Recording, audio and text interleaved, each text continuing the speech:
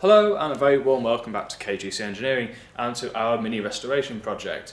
In our last video you will have seen that we removed the engine and the gearbox out of the Mini, and that has now left us with a few more components to remove prior to the car going away for acid dipping.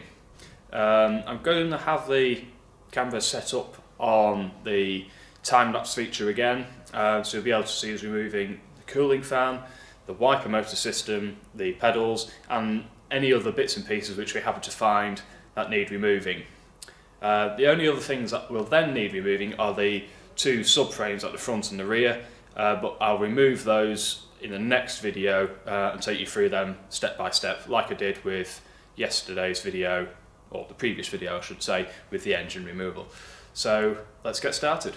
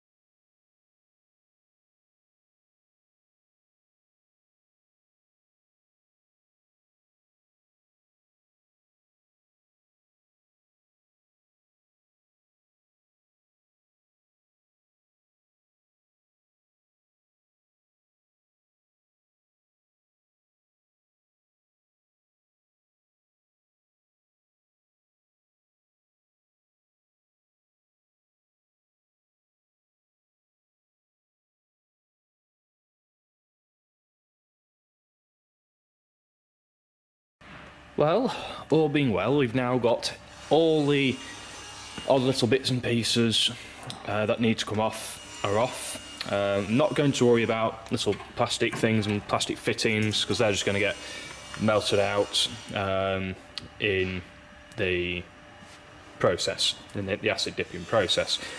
These fuel pipes here I've had to leave in for the time being because the fixing is here and that's behind the subframe, so I can't actually get them out until we've removed the subframe, which I'm hoping is the next job. So I'm just going to wander around the car now and hopefully not spot anything else that needs to come out. We've taken the air intake out of here and you can see that there's quite a rusty hole at the far end, so that's all out of there. There's nothing in that wheel arch. In the cab now we can see the other end of that, how corroded it is. There's nothing obvious there.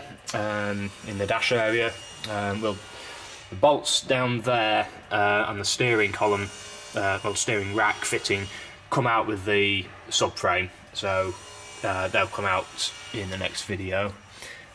Nothing particular on that side. I know we've taken everything out from back here. I know it's all full of bits and pieces at the moment, but all this will get cleared out. Taken the door catches off, so those are good. There's nothing hiding the rear wheel arches, so that's again a good thing. And it's only the odd little bits in the boots here There are some fittings in here, but again these come out with the subframe, such as those fuel pipes there and the top sort of telescopic dampers.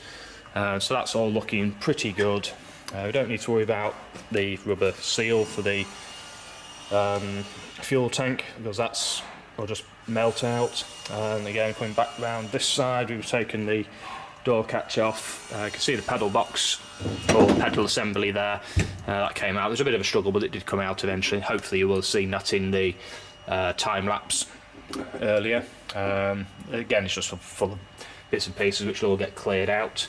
So there's nothing obvious that I can see at all on this side. Let's check this inner wing now. So there's nothing in here. Yes, we've taken the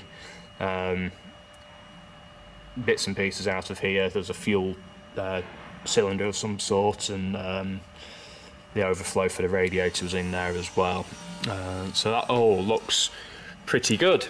So we'll be ready in the next video to start taking, well, get it off the subframes.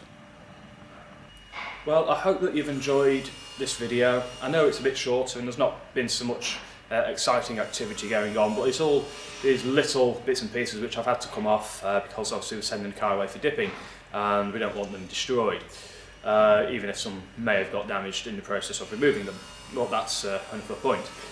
So I hope that you've enjoyed the video. If you have, don't forget to give us a thumbs up. Also, do please hit the subscribe button so that you can follow us in the next video, where we will be taking the body shell off the subframes and it's then ready to go for acid dipping. So it's going to be a really busy day and quite an exciting, well, I'm hoping quite an exciting video for you to see. So until then, happy classic motoring.